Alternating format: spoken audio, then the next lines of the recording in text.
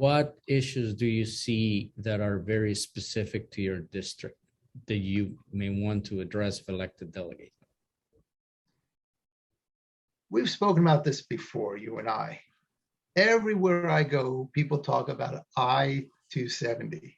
You know, uh, I'm sitting at home now. We're about 2 blocks away from exit 6 on I-270. And, you know, we can hear the cars over there. If I step outside, I can hear I-270 from my house. And there are a lot of people who live a lot closer to it. So, you know, something needs to be done to relieve congestion, especially on I-270. However, the constituents in my district are pretty much opposed to widening and adding more lanes to I-270. And that's something that is pretty much unanimous among the people whose votes I need.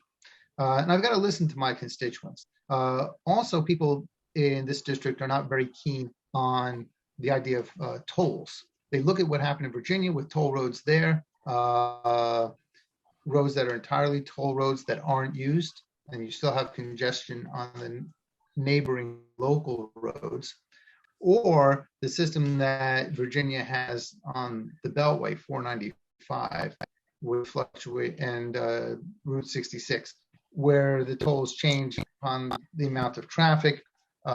When there's a lot of traffic, the toll lanes are very high, and people don't use them that much. Also, I'm getting another message that my internet connection is unstable. Also, you know, these companies that operate. Can you hear me? Yes. Okay. Plus, I can hear your music too. Yeah, I don't know where the music is coming from. Hold on a second. Give me a second. Let me see where this music is coming from.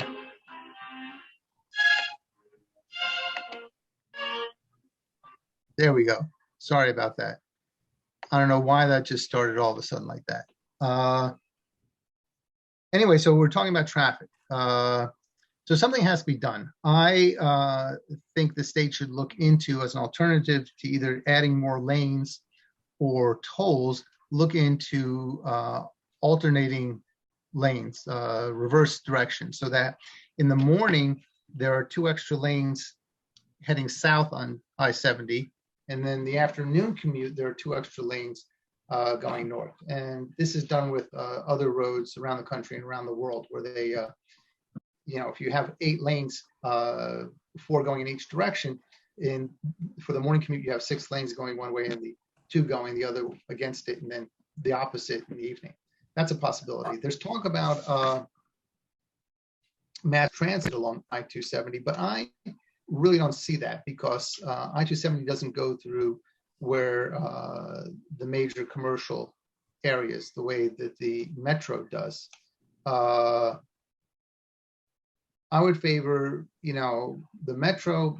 They've been trying for a number of years to upgrade that.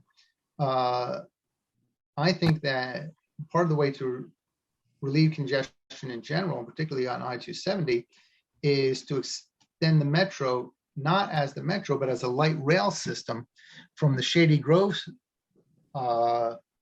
station at the end of the red line here up into Gaithersburg and Germantown. So the idea is you would take the metro to the end of the line at Shady Grove, and then there would be some other system that is light rail. There's not quite as you know, a full-blown metro that would take you up into the towns of Gaithersburg and Germantown, from which a lot of people commute. Also, Gaithersburg is served by the MARC train. The MARC train right now doesn't run 7 days a week, doesn't run 24 hours. They can expand service on MARC.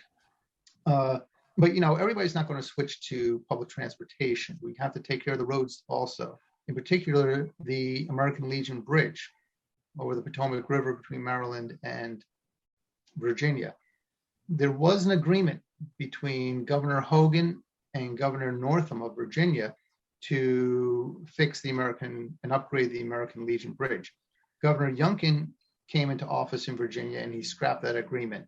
We've got to have an agreement with Virginia to fix that bridge, because it's old, it's not adequate for the amount of traffic that goes over it. We've all been stuck, getting onto the American Legion Bridge from either direction, trying to get over to Virginia, to the GW Parkway or to Tyson's Corner.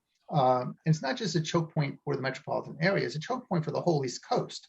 Because when the big trucks come moving north to south through the Washington metropolitan area, they can either go around the Beltway one way or around the Beltway the other way. And if the American Legion Bridge is, God forbid, out of commission, all that truck traffic for the East Coast, the whole East Coast of the United States, is going around one side of the Beltway. They only have one alternative. So I think that's a necessity. It is not in my district, but they began work on the Purple Line. It's held up because of local government zoning. That's been funded. It's got to, they got to continue that project because I don't want to say it's half started, but it's started. And I think that would do a lot to enable people to get to jobs and get to housing from the west side of the county to the east side of the county. And then there is what they call the Red Line in Baltimore, which is another mass transit system which is stalled, which would help the people in the Baltimore area get around better.